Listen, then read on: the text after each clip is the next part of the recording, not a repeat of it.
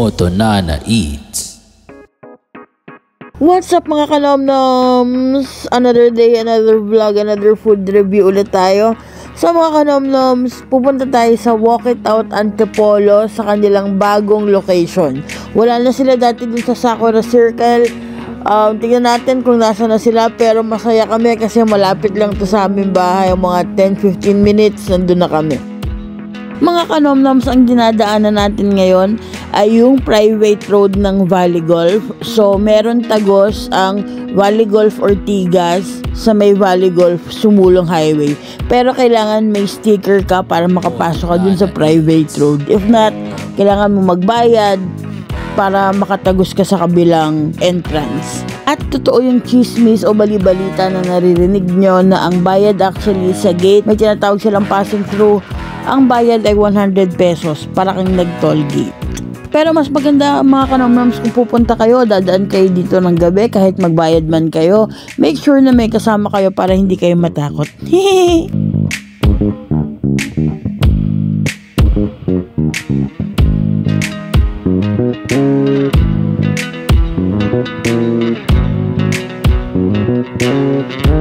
Moto Nana Eats. O diba, tumagos lang tayo ng kabilang gate ng Valley Golf at andito na tayo actually. Yung dating old spaghetti house yan yung Walk It Out ngayon.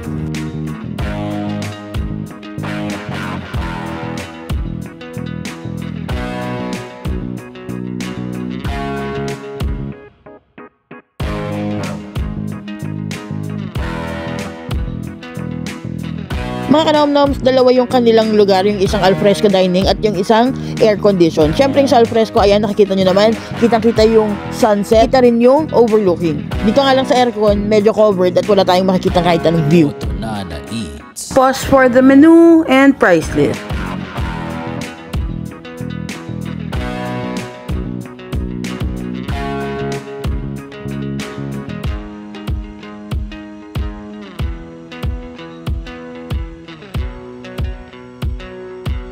We got the pork wonton and shrimp wonton soup, hakaw, syempre, Taiwanese chicken chops. We also got pink blossom xiaolongbao, salted egg French beans, dim sum sampler, 18 pieces yan, check nyo na lang.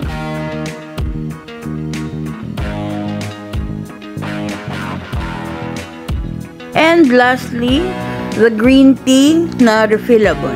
Moto Nana Eats.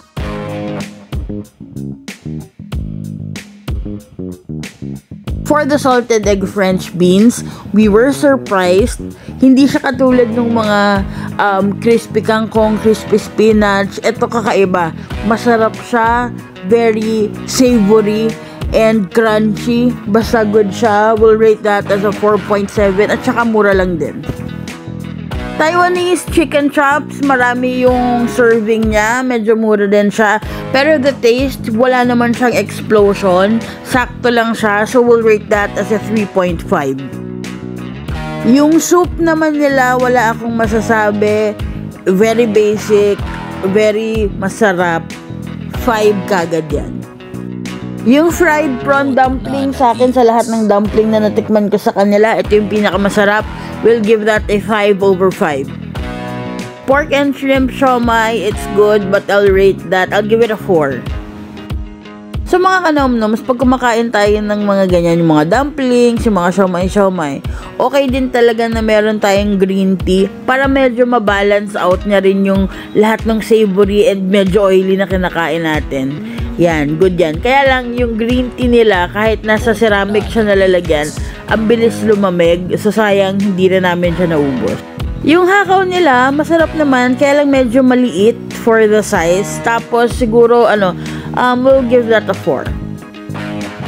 Pork xiaolongbao, I will give that a 3.7. And yung chocolate xiaolongbao nila, molten chocolate xiaolongbao, and yung red blossom xiaolongbao, I'll give that a 3.7 as well.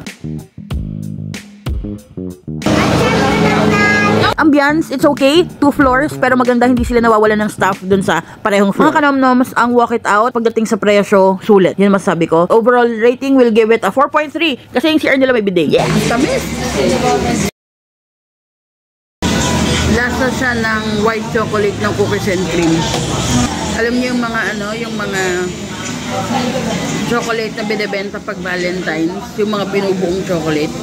Ganun yung lasa niya. Yung white na tamis.